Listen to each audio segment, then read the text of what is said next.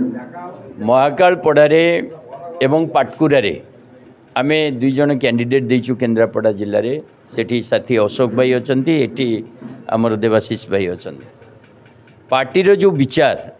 अरविंद केजरीवाल को जो शासन पद्धति दिल्ली और पंजाब रे आमे देखुचे गरीब पिला भल स्कूल रे पाठ पढ़ो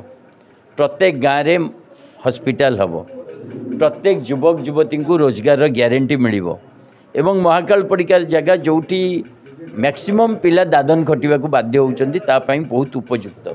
प्रत्येक परिवार को 200 यूनिट फ्री इलेक्ट्रिसिटी प्रत्येक परिवार को पानीय जल ये जो एजेंडा या प्रति महाकालपड़ावासी आग्रह बढ़ी समर्थन बढ़ी तेणु आज आम बेसिकली निर्वाचन प्रचार आसचु एवं जोपरी भाव लोक उत्साह देखुचु से गोटे मेसेज तो वेरी क्लियर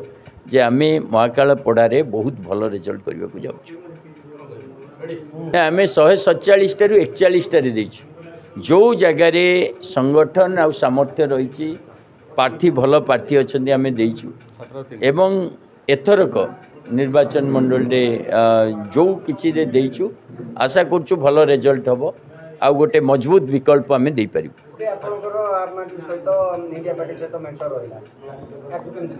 नहीं देखो ओडिशा तो विधानसभा क्षेत्र में क्या सहित आमर मेंटर नहीं आ लोकसभा क्षेत्र में ऑल इंडिया लेवल रे इंडिया मेंटर रही किंतु ओडिशा रे भी से मेंटर टिके ठीक रे ही पारनी एथिरे मुख्यतः माने राष्ट्रीय नेतृत्व विभिन्न दलर तांको भितर कोऑपरेशन हो पारनी बोधे नचेत बहुत बढ़िया आम ओडिशा रे आम संगठन आउ कार्यकर्ता माने लगी आम गोटे मजबूत रिजल्ट देवा चेष्टा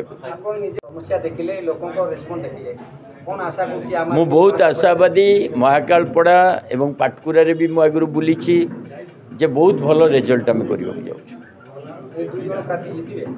जितवा हारिबा लोकों ऊपर छाड़ दौचु कारण महाकालपड़ा और पाटकुरावासी निष्पत्ति नेबे जे जितेबा ना नहीं किंतु बहुत बढ़िया प्रार्थी देचु बढ़िया एजेंडा देचु भल जनसंपर्क कार्यक्रम अच्छी लोक समर्थन अच्छी आशा करचु जितिया पाई।